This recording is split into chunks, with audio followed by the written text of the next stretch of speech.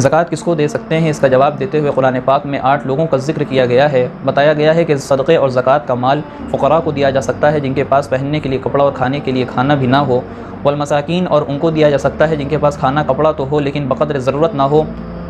والعاملین علیہا اور ان کو دیا جا سکتا ہے جو اسلامی حکومت کی طرف سے مامور ہوں کہ زکوٰۃ وصولنے پر اور صدقات وصولنے پر، والمؤلفۃ قلوبہم اور اگر کوئی شخص نیا اسلام لایا ہو، اسلام میں داخل ہوا ہو تو اس کی دل جمعی کے لیے اس کو زکوٰۃ کا پیسہ دیا جا سکتا ہے،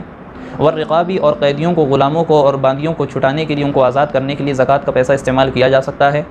والغارمین اور اگر کوئی شخص مقروض ہے، قرض کے بوجھ میں دبا ہوا ہے تو اس کو زکوٰۃ کا پیسہ دیا جا سکتا ہے، وفی سبیل اللہ اور اللہ کے راستے میں جہاد کے کاموں میں جو شخص مشغول ہو اس کو زکوٰۃ کا پیسہ دیا جا سکتا ہے۔ اور 8ویں شخص کے بارے میں بتایا کہ وابن السبیل، کہ ایسا مسافر جو دوسری جگہ جا کر کے پریشان ہو، اس کے پاس اپنے گھر واپس آنے کے پیسے نہ ہو اور اپنے گھر سے پیسے منگانے پر قادر بھی نہ ہو، اگرچہ وہ گھر کے اعتبار سے مالدار ہو، تو ایسے مسافر کو بھی زکوٰۃ کا پیسہ دیا جا سکتا ہے۔